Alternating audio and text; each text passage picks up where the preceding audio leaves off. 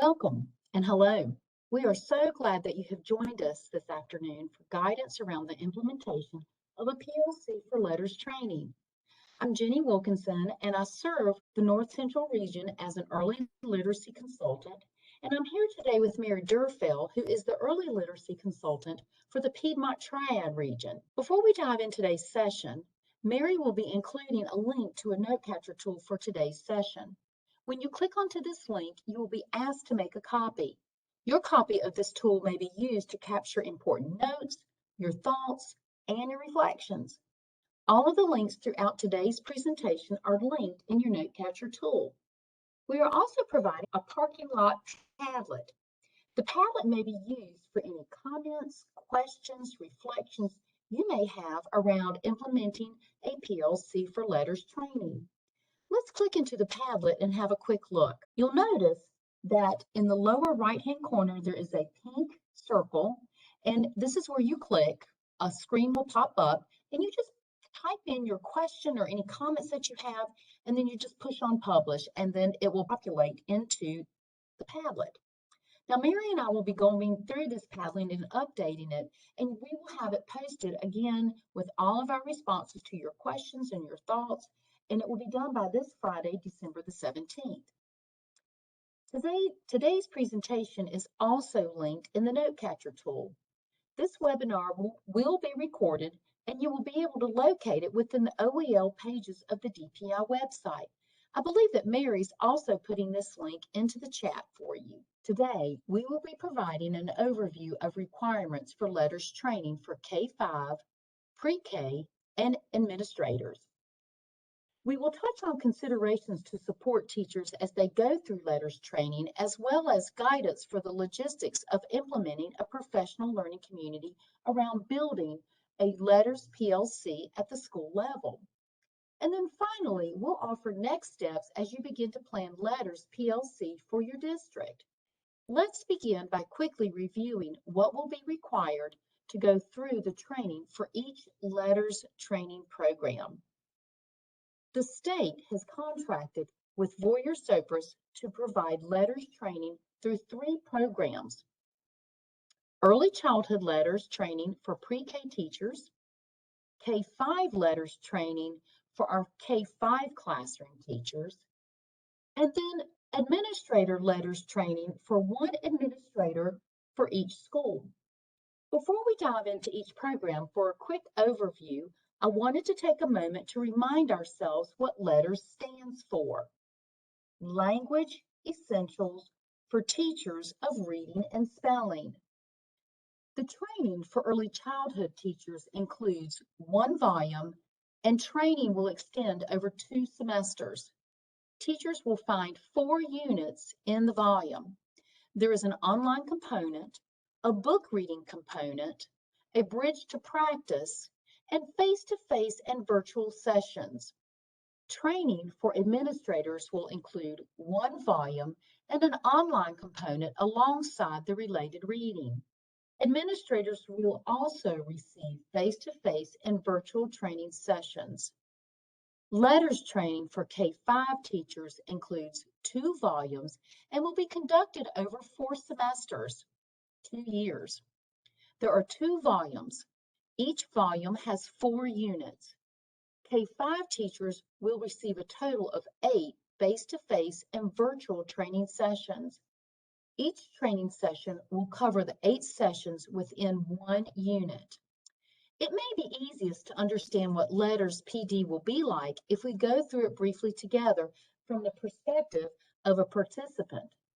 Let's consider a first grade teacher named Mrs. Stanley. Mrs. Stanley is a first grade teacher at Happy Days Elementary School. She started participating in K-5 LETRS training this school year. She is currently working through Volume 1. LETRS training for K-5 teachers is extensive, but this nesting visual depicts the breakdown of each volume. Volume 1 encompasses the word recognition component of Scarborough's rope. You will see that each of the 4 units covers 8 sessions.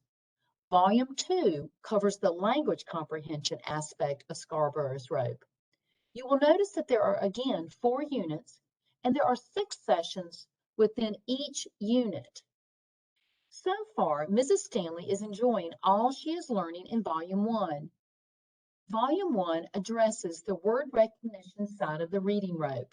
The first unit about the challenge of learning to read helped her to solidify her understanding of research and science behind how students become proficient readers. In Unit 2, she has started learning about the speech sounds of the English language.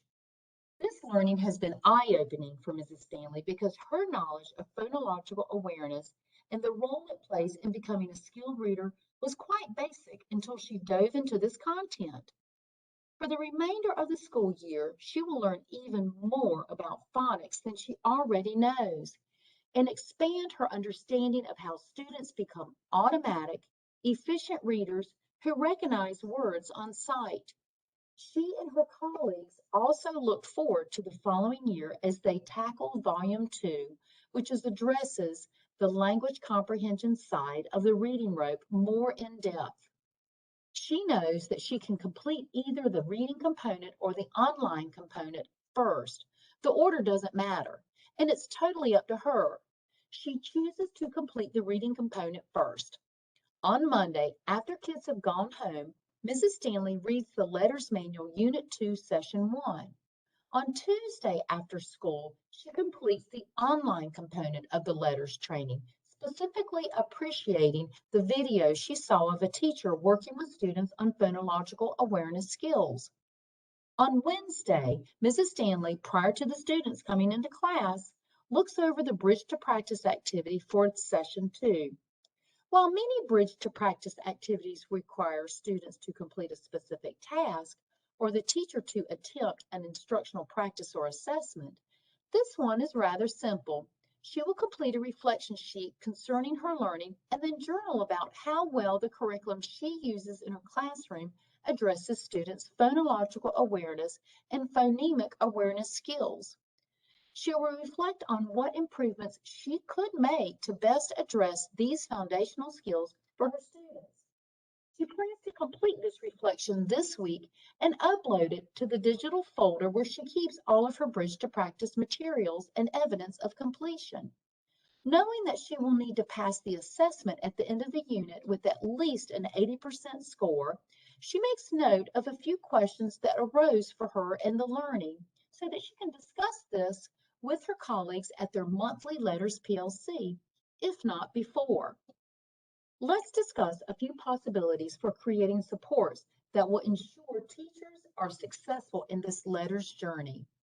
This section is not a comprehensive list of ways to support, but rather a sampling of what support could look like to get you thinking about what supports you may need to consider in your district or school. One suggestion is to consider having the district LETRS contact, which districts have already designated, communicate schedules, pacing, due dates, and expected progress to a key group of leaders at the school level.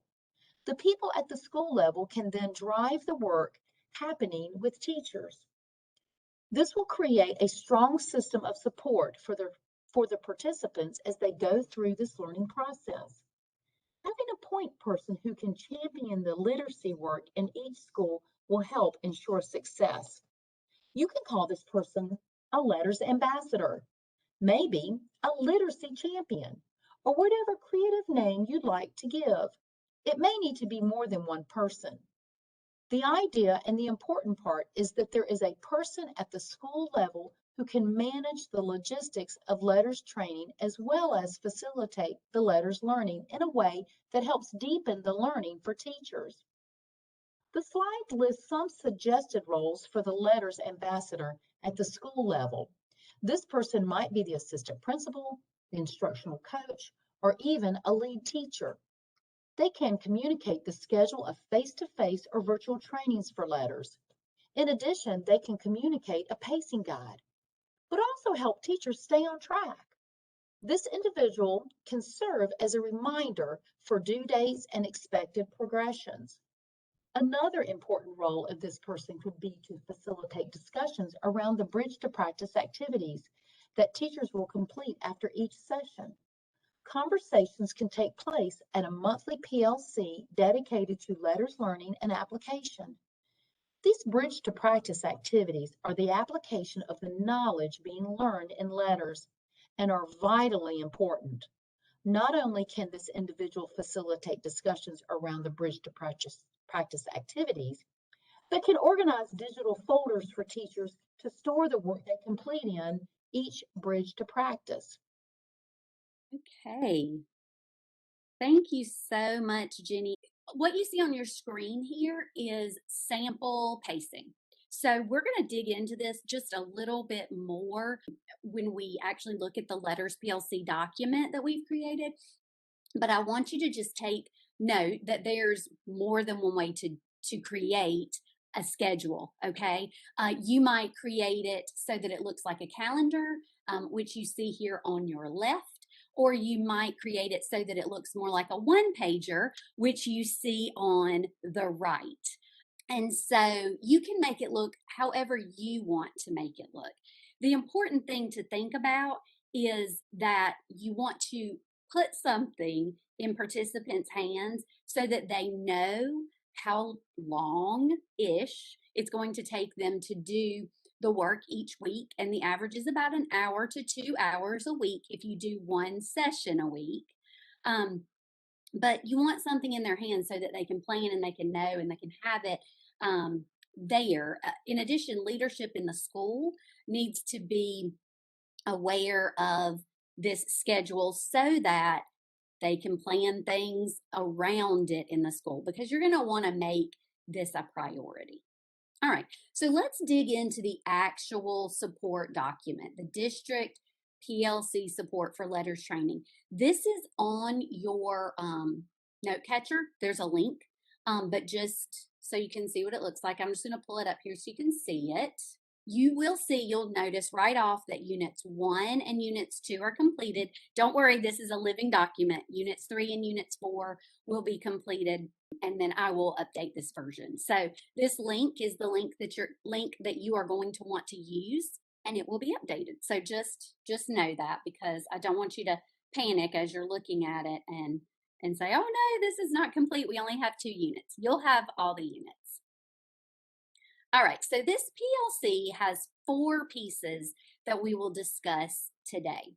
First, there's a sample pacing schedule, just like we showed you. We showed you a couple of others, and we're going to show you one more. Remember, it's just a sample. If you're like me, samples help you to create your version, right? It's always easier to have a model. So it's just a sample to see how you might do it. I'm going to get my hand out of there. I know you don't want to see my hands go flying all over the place here. This PLC itself is written to last a bit longer than traditional PLCs. This means you're going to need to be a little bit innovative in your thinking around how to implement this PLC to support LETRS. I've written the sample to occur once a month for 60 to 90 minutes. 90 minutes would be optimal. However, I recognize that this is the real world. Most PLCs on a good day end up really being around 35 minutes once everyone has gotten there and is seated and they're ready to go. So it will take some planning up front, and we'll talk about that piece today as well. There are 3 components to this PLC. There is a content overview section, a bridge to practice discussion section, and a coaching section. In addition, the coaching framework that we have included suggests extending coaching to individual teachers by using a coaching cycle. All of that is embedded. I want you to take away an understanding of the purpose of each section today. This is important because this PLC document is written in such a way that you can print it and use it as is, or you can edit it and modify it to fit the needs of your district or school. Understanding the purpose of each component of the PLC will help you as you make any decisions about modifications. All right, so here we go. This is another sample pacing and schedule, just a sample. The purpose of a sample schedule is so that you can see what this might look like in a school and create something similar that works for you. Providing this pacing document and a schedule for the PLC will be incredibly helpful for everyone involved. My recommendation is that once you've created a pacing and a schedule for your district or school, that you roll it out in a way that provides context for how you plan to support teachers with this PLC as they go through LETRS training. So rather than just sending it out in an email, provide some context around this. It keeps everyone organized. It provides check-in points for participants to help keep them on track. Trust me, it is hard to stay on track anyway, so having some pacing is going to help you tremendously. Let's go ahead to the first component. So here is the first component. It's the content overview. This is an overview of the content from 4 of the sessions. The purpose is to review and address any misconceptions that participants may have. So the way I've written it is you'll do Unit 1, sessions 1 through 4, 1 month. Then the next month, you would do Unit 1, sessions 5 through 8, and so forth, 4 sessions at a time. Within the content overview, there are multiple options for how to review the content, but it's ultimately up to the PLC facilitator. Again, I just want to reiterate that you can modify and edit as you need, but if you wanted to, you could print this out and use it just like it's written. Each suggested method for reviewing the content is written to include active engagement strategies that the teachers could actually then use in the classroom. That's intentional because we want to be modeling for our teachers what we want to see them doing in the classroom. And that's all written out pretty specifically for you. Let's look at some examples of content overview. Our OEL team is working through LETRS, and I'm facilitating this PLC with them. During our first PLC, we did the jigsaw activity that is linked in the Unit 1 content overview section. The participants worked, we actually did it virtually, and the participants worked in groups of 2 and were assigned a session to focus on. So everyone had, you focused on session 1, you're focusing on session 2, and so forth. Each group determined the 3 most important ideas, 2 questions they still had, and 1 application for the classroom. And then their ideas, they recorded them on a Jamboard. So here's the Jamboard. Once groups had recorded their ideas on the Jamboard, each group shared their thoughts with the larger group. On this slide, you can see an example of one of the group's thinking. This allowed for discussion and clarification of the content participants had been working on. The biggest challenge was that participants stated afterwards that they just wish they had more time to talk about it. Isn't that always what we want, right? We always need more time. So I guess that's a great problem to have. This is the second component, the bridge to practice discussion. Bridge to practice is the bridge to practice discussion, rather, is an opportunity for teachers to reflect on their learning and to put some of the pieces into practice. Much of the bridge to practice work is the opportunity to reflect upon and apply the learning that's taking place. The OEL team is actually going into schools and completing bridge to practice activities as we make our way through LETRS. This component of each session in LETRS will take teachers about 15 to 20 minutes max each session to complete. And when you see that it takes about an hour and a half to 2 hours to complete a session, that includes the time that it takes to complete the bridge to practice activity. Many of these activities are just opportunities for the teachers to reflect on their learning, and so it's filling out a reflection sheet in light of what they learned, thinking about the students in their class. So it's not a huge lift, but it's important because it helps teachers make the connection from practice, from theory to practice, right? Or from the research to practice. The bridge to practice discussion is part of each PLC and is an opportunity for teachers to really dig in and discuss what they are learning and what they're seeing in the classrooms in light of that learning.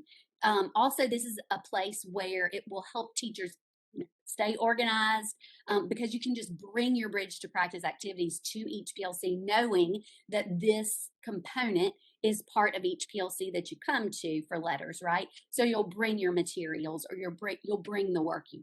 Let's look at an example together of what this part of the PLC might look like.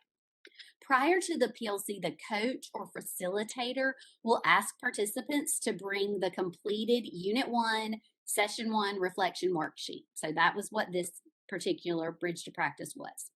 This worksheet asked participants to identify the case study students' strengths and weaknesses based on the simple view of reading. And so then what I actually had them do was get into groups of 2 to discuss their student using the guiding questions that you see on the slide. Here's another example of a bridge to practice discussion that we had in our OEL LETRS PLC. This was from Unit 2, Sessions 1 through 4. We used a Jamboard again. You can tell I like Jamboards, right? Participants brought the reflection worksheet from Session 2, and partners shared with each other these 4 questions using that reflection worksheet as the source of information. Then the Jamboard was created for groups to do their responses to the 4 questions.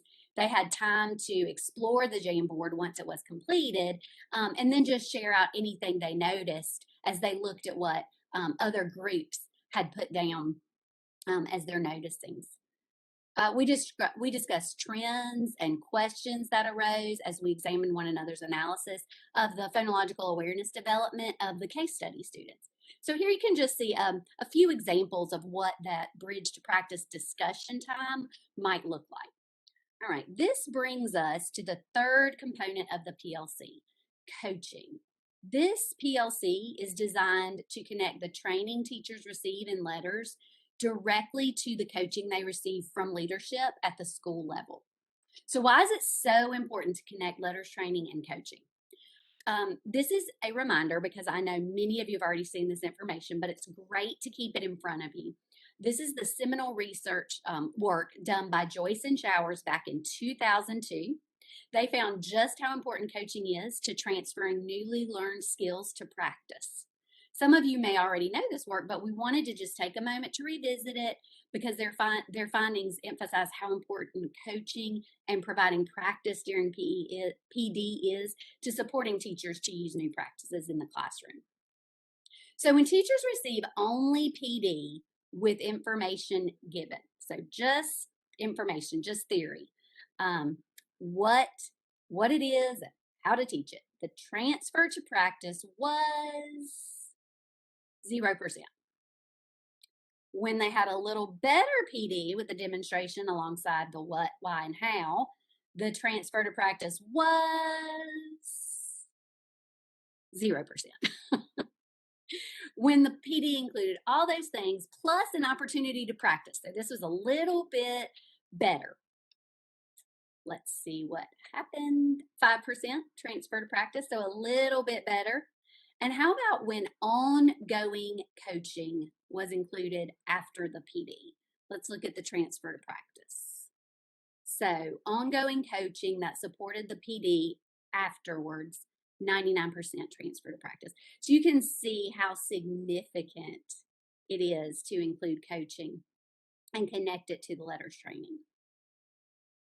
So in light of that, this is the framework or model for coaching that we've included in the PLC. This model is general enough that you can use it alongside what you're already doing, yet it provides enough structure that it will provide a strong foundation if you do not have a coaching framework in place.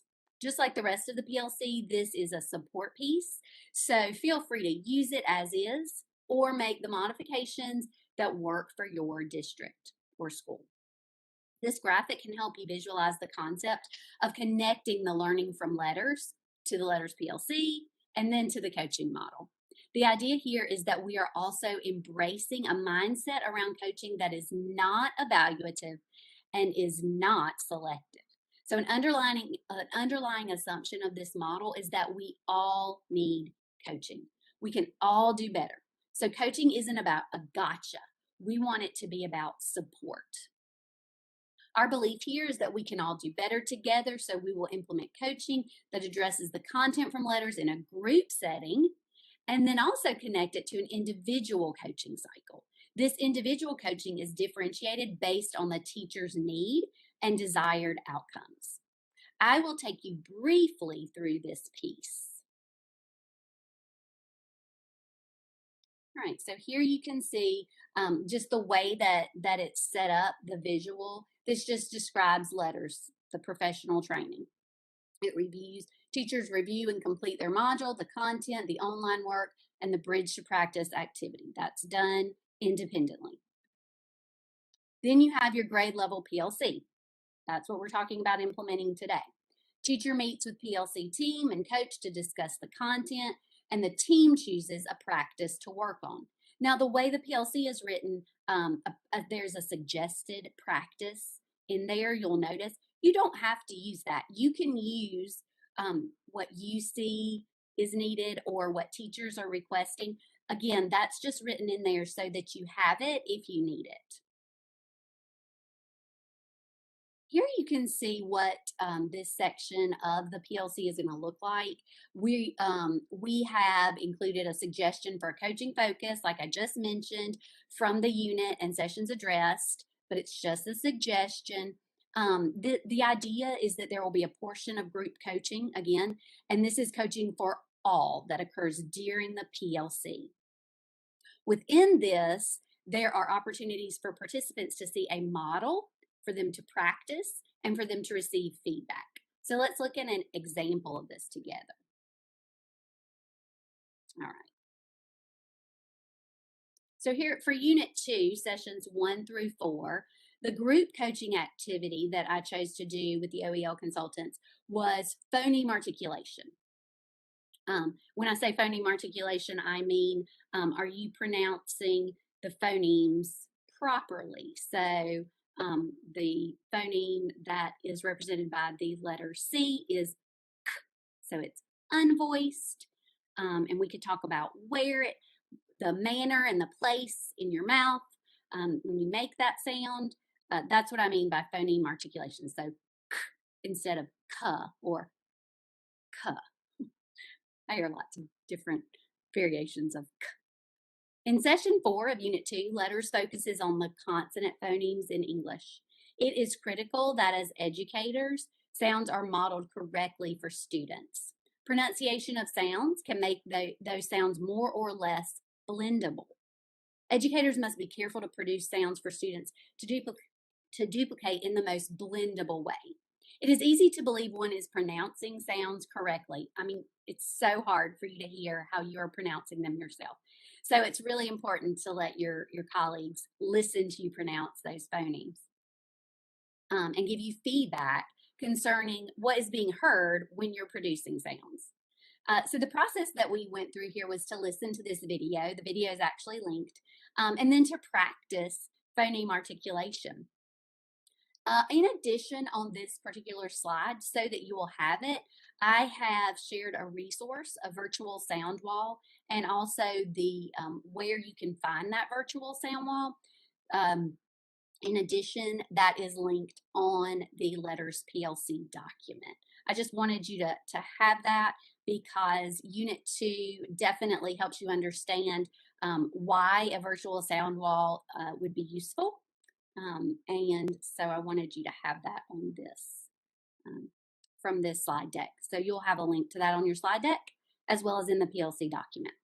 Once the group session is done during the PLC, so the group coaching has been done, teachers can begin the differentiated coaching cycle. The first part is apply live. So this is where the teacher chooses the type of next support. So let's say, for example, like when we modeled that phoneme articulation for Unit 2, Sessions 1 through 4. If the teacher said, oh, wow, I still really would like to see a model of this, then the coach can work with the teacher. They can set up a model. Or that teacher may say, I feel okay about it. Let's do a co-teaching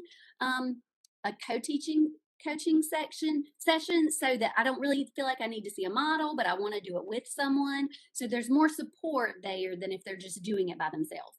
Or the teacher may say, I feel like I just want to try this and get your feedback. So that's what it's meant by observing. So the teacher gets to choose the level of support that they want in this particular model.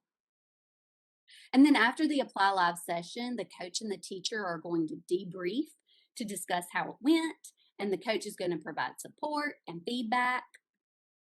And the final part of that coaching cycle is to practice. So the teacher takes time to practice the skill during lessons and then requests further support with the skill if needed. If not, when the teacher's ready, They can just request an observation and then get feedback on that. And if they've done well with the skill, they'll move on to another skill and continue that coaching cycle. So this concludes the overview of the components of the LETRS PLC support document. And again, I want to remind you that the document is a living document. It's going to be updated, and there is more support to come. So units 3 and 4, stay tuned. All right, so now let's talk about next steps. Next steps for this LETRS PLC. What is your best first step? In thinking about moving forward, we wanted to offer you a tool that can help start the journey of implementing a LETRS PLC that supports the teacher learning process. As district leaders, this is your way of walking beside your teachers as they do this work. On this slide, you see a few questions to consider. Who will lead this work in your district? Who will lead the PLC? When does the PLC happen? These are all incredibly important questions, and I would like to ask you to consider thinking about creating readiness first as your best first step. So before you dive into logistics, I would like to ask you to consider thinking about creating readiness. How will you create readiness for this change in your district or school? Readiness is not a pre-existing condition. It has to be developed, has to be nurtured, and it has to be sustained. The readiness for change document that is linked on this slide, it can guide your implementation team as they consider what changes would need to be made to your existing system in order to create readiness to implement a monthly LETRS PLC. So before you just go for it and just jump into it, let's think about creating some readiness first. Then you can decide what needs to happen in terms of the logistics and those planning pieces. All right, so let's look at the Readiness for Change document. This is from NERN. I love NERN. I'd encourage you to visit their Active Implementation Hub for all things implementation science. But this document actually guides you as you consider what changes really need to happen and what challenges you might face. I'm going to show you what this looks like. This is what it looks like. It's a PDF, and you'll just download it, and then you can actually type into it. But this is what the Readiness for Change document looks like. So you have a little bit of a context. It guides you as you consider what changes you really need to put in place. I think of this step as counting the cost. Is this important enough to do?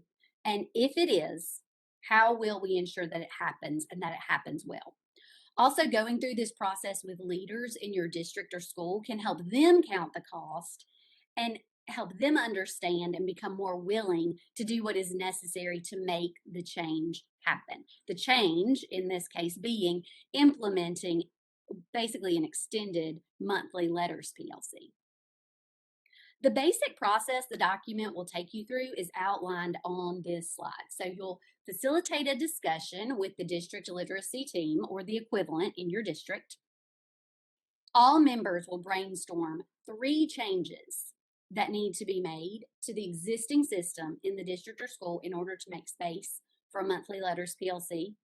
Then you will discuss the challenges and implications of each of those changes, and then you can begin discussing next steps. So let's look at that together. All right, again, the point of the document is to guide a conversation among literacy leaders in your district to help create readiness for change, and it's really helping to create that readiness in hearts and in minds.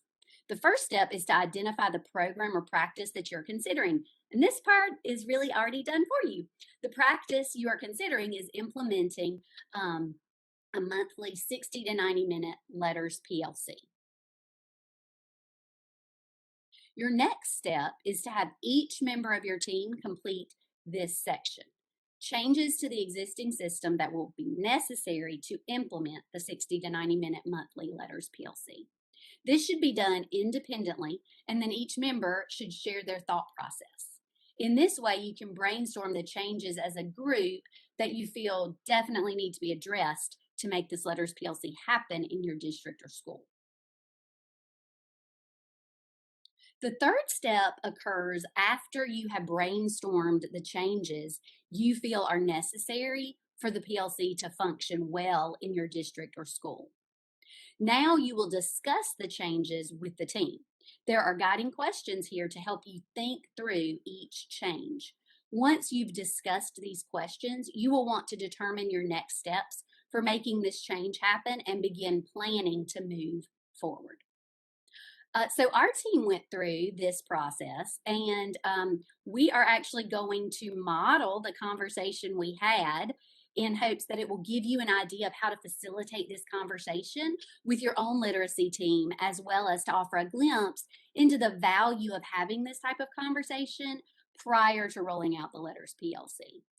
Now, we originally were going to have another member do this with us, Kelly Pratt, but we've had some technical difficulties and we cannot get her, we cannot have her on sharing because we can't open up her video and her audio. So it will just be Jenny and I, but hopefully that will give you enough of a glimpse that you'll understand how this process works. So Jenny, if you want to go ahead and turn your video back on.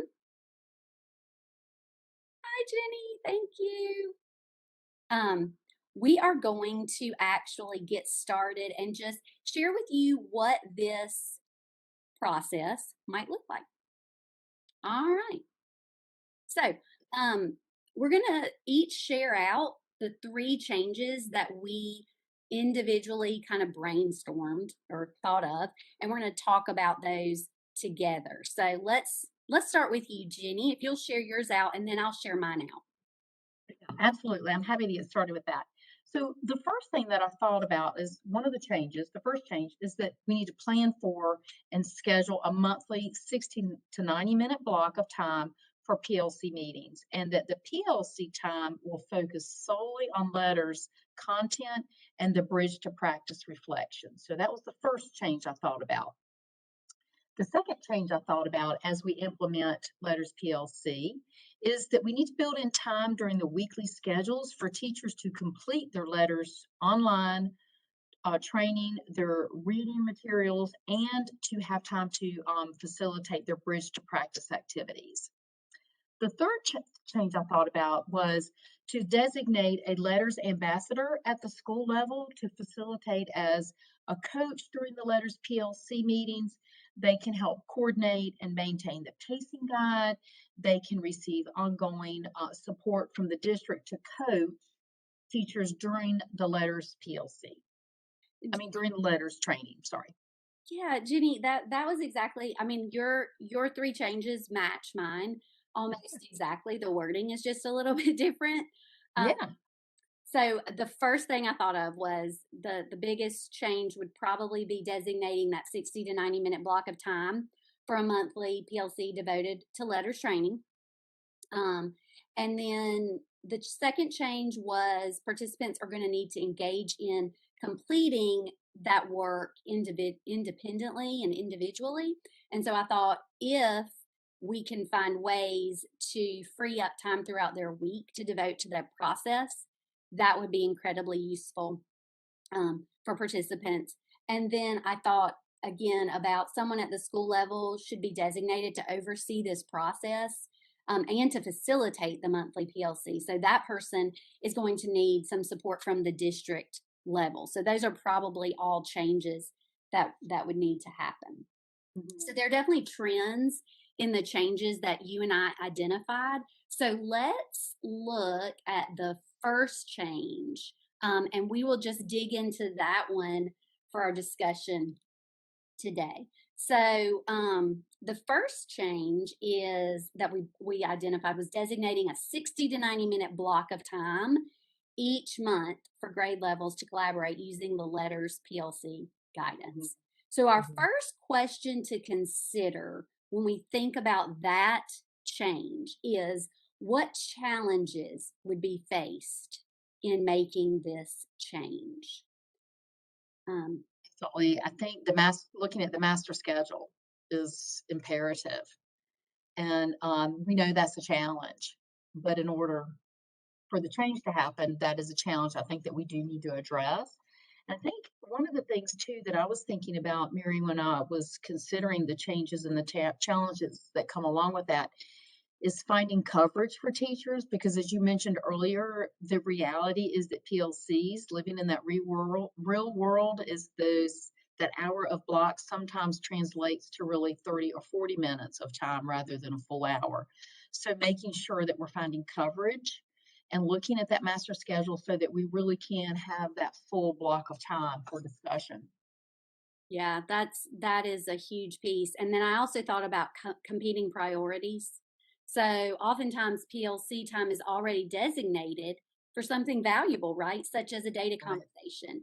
And so that might need to be reimagined. Not that we wouldn't have data conversations, but just rethinking that. That's Mhm. definitely going to be a challenge.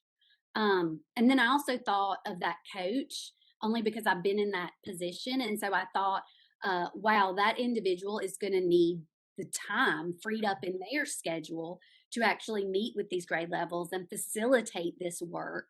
Um, and so that's going to be definitely something that would need to be addressed. Um, okay, is there anything else you want to add before we move on to our next guiding question? Sounds like we're thinking along the same line, Mary, in terms of our changes and our challenges around those changes. So if this change is not made, if we decide we're not going to do this PLC, we're not going to have a letters PLC, what Mhm. impact would that have on implementing the knowledge learned in letters? Let's discuss that. Yeah, let's think about that. So I'm so I'm kind of thinking that of how important the dialogue is around letters training. I know for me, it has been invaluable time spent having the time to discuss, having that time for dialogue. And if teachers don't have that space, and that space is not risk free, I mean, they need that risk free space to discuss their learning, and that we may have less participation. There might be misconceptions that may go uncorrected about the content, and that we might have opportunities to make the connection between the learning to classroom instructions, and these practices could be missed without time to have for discussion around the letters training. Absolutely. I am a person who definitely processes verbally, so I need dialogue. That would definitely be imperative for me. I was also thinking about how having a letters PLC makes the content and the learning even more hands on rather than just kind of sit and get. Um, you know, you're able to talk about it, discuss it, it can come to life. Not only that, but I believe having pacing could that the pacing could actually suffer if teachers do not have a checkpoint. I know I would be very tempted to just kind of say, "Oh, okay, let me just do it all at the end." But there's so much content that really that becomes very challenging. Mhm. Um, Absolutely. yeah, so I thought And I about think, yeah, and definitely that is definitely one thing to consider when you talk about just navigating through the material and having time to work on it individually and absorb it and then take it to the group. So without that time to dialogue, I think, and without the pacing guide to support it or the pacing along the way, um, not having that support, I think that teachers could get a little overwhelmed with it. And so I think it is really important for that pacing. And I think too, ultimately, if something isn't put into place to support teachers along this journey, we just run the risk of continuing business as usual rather than actually impacting literacy system-wide changes. yeah, that's huge. Because we know that we all have unfinished learning, right, around literacy. We don't want to just continue business as usual. We want to just continue to do better and better and better. Okay, so let's think about what if we do implement this change? What impact might that have on student outcomes in reading? If we do move forward and we do make these changes, the impact would be that the teachers have a safe space that offers the support they need to apply the knowledge from letters. The LETRS PLC provides that structure to support their knowledge transfer to everyday practice rather than it just being something extra that they have to do. Yeah. And then I was thinking too, it builds teamwork, it builds Mhm. collaboration among the grade level teachers, and it could even, build across grade levels if you decided to have vertical PLCs where you're talking about um, this learning across grade levels. And that can give students a continuum of common practices and common language. So I think that implementing this letters PLC definitely has great benefits for student literacy outcomes. So it sounds like we are both in agreement that this change is worth addressing. All right, so now we can really talk about our next trends that we saw in the changes that we both think need to happen. But then also, we can, after that, move on to problem solving and getting into the logistics of how to make that happen. Thank you, Jenny. Absolutely. So I know we didn't do the whole process, you guys, but hopefully seeing this short example helps you see how having this conversation around the changes that need to occur to the system can support team members in seeing the value of the letters PLC and help them be more willing to problem solve the challenges that implementation can cause. It's very important for leaders to understand the value of the work prior to asking them to implement a practice like this PLC because it's not an easy adjustment, right? And it's going to require some innovative but feasible adjustments to the structures and systems that are already in place. So I'm going to turn it over to Jenny. That is really the majority of what we have for you today. And I'm going to turn it over to Jenny. I want to say thank you for bearing with us with our technical difficulties. We appreciate you. And I'm going to turn it over now to Jenny. Right, and I'm just gonna reiterate what Mary just said, that we do appreciate you and we appreciate your patience today, and we hope that this session has provided some useful information for you, something that you can tangibly take back and consider and look through. Please know that we are here to support you. Our contact information is there on this last slide. And you can also find our email and our cell numbers on the OEL website. And please, please feel free to reach out. Again, know that we are here. We will be looking at the Padlet, so hopefully you can take a few moments to look through that. If you don't have time right now to do it, please go this afternoon or tomorrow or anytime this week. Mary and I will be checking in on the Padlet and responding to you, and we'll make sure that that is complete and ready for your viewing again on Friday afternoon. Yeah. So, Oh, sorry. I'm so sorry, Jenny. I just looked in the chat and I saw there are a few questions there. I would really encourage you to go to the Padlet and put your questions so mhm, that we can get back to you. That will be far easier than me trying to go through the chat right now and answer some of the questions. Great questions, lots of yeah. questions around that bridge to practice and collecting that. And so we're happy to answer those questions on the Padlet. And then Jenny, I think, said that the Padlet will be ready for you to view December 17th. Mhm. Yes, yes, absolutely. We will have those for you. And again, if you're having trouble with the Padlet or any way not able to access it, please just email us. We will add your question to the Padlet so that others can benefit from our response as well. We've enjoyed our time together today. Again, we hope this has proved helpful for you. Will hopefully serve as a model as you begin your discussions around building that PLC for Letters training.